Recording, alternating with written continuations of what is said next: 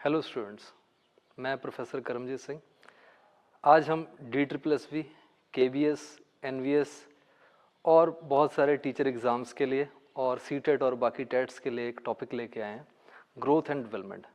आइए देखते हैं इस टॉपिक के अंदर हम क्या क्या पढ़ सकते हैं। ग्रोथ एक ऐसा प्रोसेस है जहाँ पे हम फिजिकल चेंजेस की बात करते हैं। हाइट के अंदर, वेट के अंदर, बॉडी प्रोपोर्शंस के अंदर जो चेंजेस आते हैं उसको हम ग्रोथ कहते हैं। बच्चा छोटे से लेके बड़ा होता है, लेकिन एक लेवल तक आकर उसकी जो ग्रोथ है वो रुक जाती है, उसको हम मैच्योरेशन या मैच्योरिटी कहते हैं। इसके अलावा अगला जो पॉइंट है वो है डेवलपमेंट। डेवलपमेंट के अंदर हम बात करते हैं जो चेंजेस आ रहे हैं, फिजिकल चेंजेस और क्वालिटेटिव चेंजेस। जैसे किसी पर्सन का रीजनिंग, लॉजिक, उसका लैंग्वेज, उसका इमोशनल एंड सोशल इंटेलिजेंस वो इम्प्रूव होता है, वो डेवलप होता है, ओवर टाइम वो बढ़ता है, उसको हम कहते हैं डेवलपमेंट। डेवलपमेंट के अंदर आप लर्निंग और मैच्योरेशन दोनों ही देखेंगे। देन इमोशनल रेगुलेशन है, सोशल एडजस्टमेंट है, मॉरल अंडरस्टैंडिंग है, ये सारी चीजें इंप्रूव होती हैं स्टेजेस के साथ साथ। देन यहां पे अगर हम बात करें ग्रोथ और डेवलपमेंट के अंदर क्या क्या डिफरेंसेस हैं। ग्रोथ प्योरली क्वांटिटेटिव है, आप मेजर कर सकते हो फीट्स में, केजीज में, वेट और हाइट को। जबकि डेवलपमेंट जो है वो क्वालिटेटिव है, इसको आप इंटेलिजेंस के बेसिस पे मेजर कर सकते हो, मैच्योरिटी के लेवल पे मेजर कर सकते हो, बहुत प्रिसाइजली आप इसको मेजर नहीं कर पाते।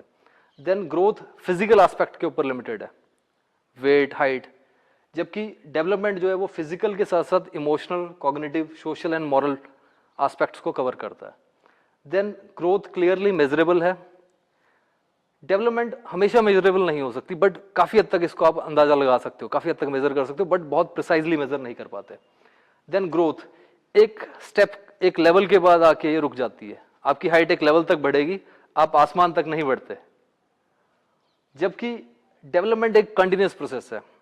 हम मानते हैं कि जब तक कोई इंसान मर नहीं जाता तब तक वो कुछ ना कुछ इंप्रूव करता रहता है, कुछ ना कुछ डेवलप करता रहता है। देन ग्रोथ ये एक पार्ट है डेवलपमेंट का। डेवलपमेंट एक ब्रॉडर कंसेप्ट है, इसके अंदर ग्रोथ होगी और इसके अलावा बहुत सारी चीजें होंगी। देन अगर हम बात करें, दोनों एक साथ किसी भी एक इंसान में पाए जा सकते हैं। कोई बच्चा जब छोटे से बड़ा होता है वो ग्रो भी कर रहा होता है और डेवलप भी हो रहा होता है। तो इन दोनों को अगर हम ध्यान से देखें तो इनमें कुछ कैरेक्टरिस्टिक्स मिलते हैं। कंटिन्यूअस प्रोसेस है, दोनों कंटिन्यूअसली होते हैं, कहीं कोई भी ब्रेक नहीं है, कोई स्टॉपेज नहीं है। लगातार रोजाना आप कुछ ना कुछ डेवलप कर रहे हो, कुछ ना कुछ ग्रो कर रहे हो। देन प्रिडिक्टेबल पैटर्न है, आप काफी हद तक अंदाजा लगा सकते हो कि एक इंसान किस तरह से किन किन स्टेजेस को पार करके ग्रो और डेवलप होगा। देन इसमें एक सीक्वेंस है, एक ऑर्डर है, कुछ एक सिस्टम को ये फॉलो करता है, एक ऑर्डर को फॉलो करता है। देन इंडिविजुअल टू इंडिविजुअल इसमें डिफरेंसेस हो सकते हैं। अगली चीज, इसके अंदर जो डोमेन्स है वो इंटररिलेटेड है, एक चीज दूसरी चीज से जुड़ी हुई है। रेट अलग अलग स्टेजेस पे अलग अलग रेट रहेगा। जैसे जब बच्चा छोटा होता है तब उसकी ग्रोथ थोड़ी फास्ट होती है, डेवलपमेंट थोड़ी स्लो रहती है। लेटर एज में, जब वो टीन एज में आ जाता है तब उसकी डेवलपमेंट काफी फास्ट होती है, ग्रोथ थोड़ी स्लो हो जाती है। देन हेरिडिटी एंड एनवायरनमेंट इसको इन्फ्लुएंस करता है। हेरिडिटी जैसे किसी के पेरेंट्स, उसके जीन्स में जो height, body weight, hair colour वगैरह जो रहेगा वो काफी हद तक प्री डिटरमाइंड रहता है।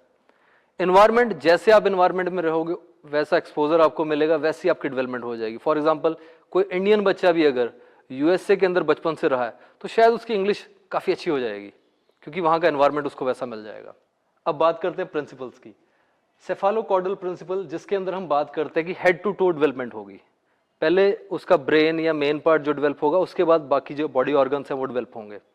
देन प्रॉक्सिमो डिस्टल, इसके अंदर हम बात करते हैं सेंटर टू पेरिफेरी, कि पहले वो बेसिक स्किल या जो मेजर स्किल्स है वो सीखता है, उसके बाद फाइन मोटर स्किल सीखता है। फॉर एग्जांपल पहले बच्चा हाथ हिलाना सीखता है, उसके बाद वो पेन या पेंसिल पकड़ के लिखना सीखता है। देन जनरल टू स्पेसिफिक, पहले वो ब्रॉड एक्शन सीखता है, उसके बाद स्पेसिफिक स्किल्स। फॉर एग्जांपल किसी बच्चे को पहले चलना आता है, उसके बाद वो साइकिलिंग कर सकता है, उसके बाद उसका कंट्रोल और बैलेंस डेवलप हो पाएगा। देन कंटिन्यूटी प्रिंसिपल मीन्स ये चीजें स्लोली और कंटिन्यूसली चलती हैं, कोई गैप नहीं है, कोई ब्रेक नहीं है, कभी कभार ऑब्जर्व नहीं हम कर पाते, स्लोली ये चीजें होती रहती हैं।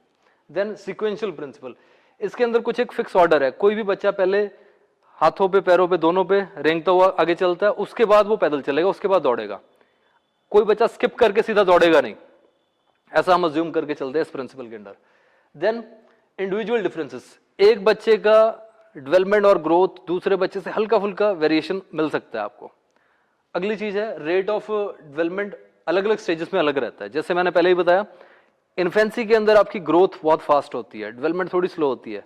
टीनेज में जाके डेवलपमेंट थोड़ी फास्ट हो जाती है, ग्रोथ थोड़ी स्लो हो जाती है। देन मैच्योरेशन एंड लर्निंग दोनों एक साथ चलते हैं। जैसे मैंने आपको बताया कि बच्चे की ग्रोथ और डेवलपमेंट दोनों एक साथ चलती रहती हैं, हमेशा होती रहती हैं।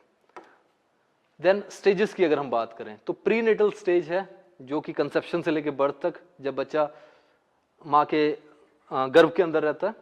देन इन्फेंसी 0 से लेकर 2 साल तक, जब बच्चा थोड़ा सा चलने फिरने लग जाता है या थोड़ा बहुत हरकत करने लग जाता है। देन अर्ली चाइल्डहुड 2 से लेकर 6 साल तक की एज। लेट चाइल्डहुड 6 से 12 तक। अडोलसेंस 12 से 18, इसको हम एज ऑफ टर्बुलेंस भी कहते हैं। Then adulthood 18 to 60। Then old age 60+, जो कि आप वेट कर रहे हो कब आपकी रिटायरमेंट हो और पेंशन मिले। देन हमारे पास कुछ एक क्वेश्चंस हैं और मैं चाहता हूं कि आप इन क्वेश्चंस को कमेंट के अंदर रिप्लाई करके बताएं कि आपका क्या आंसर है। विच of following is considered a fine motor skill? इनमें से किसको हम फाइन मोटर स्किल मानते हैं? रनिंग को, जंपिंग को, राइटिंग को, क्लाइंबिंग को? आपको नीचे कमेंट में इसका आंसर लिखना है। Then which of following is an example of development? इनमें से कौन सा डेवलपमेंट का एग्जाम्पल है?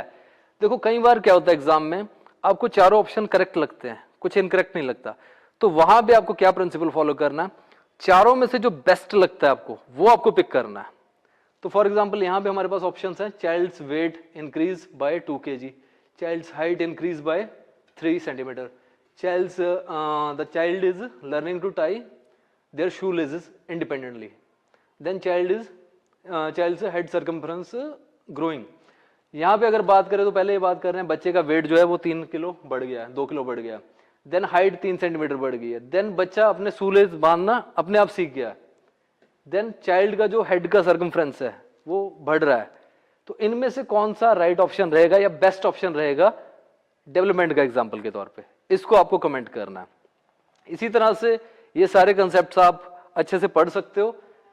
उसके लिए हम क्या लेके आए हैं आपको मैं बता देता हूं। हमारी बुक्स हैं, फॉर एग्जाम्पल ये एक बुक है KVS और NVS कंबाइंड, आप ये बुक ट्राई कर सकते हो, परचेज कर सकते हो, KVS NVS कंबाइंड। इसके अंदर आपका जो प्रेजेंट पैटर्न है, सिलेबस है, उसके हिसाब से हमने रीजनिंग, मैथ, GK, कंप्यूटर और लैंग्वेजेस को कंपाइल किया है और उम्मीद है कि इसको पढ़ के आप अच्छे से तैयारी कर पाओगे और Tier 1 क्वालिफाई कर पाओगे। देन इसके अलावा अगर आप एट प्रेजेंट अप्लाई करके बैठे हुए हो DSSS PRT, इसके लिए भी हमारे पास स्पेसिफिक बुक है साइकोलॉजी एंड पेडागोजी की, तो ये बुक आप परचेज कर सकते हो अगर आप PRT के लिए प्रिपेयर कर रहे हो। इसके अलावा मैं आपसे रिक्वेस्ट करूंगा कि आप चैनल को लाइक करें, शेयर करें, सब्सक्राइब करें और आप अपने फीडबैक हमें कमेंट में बताएं ताकि हम इसको और इम्प्रूव कर सकें। Thank you.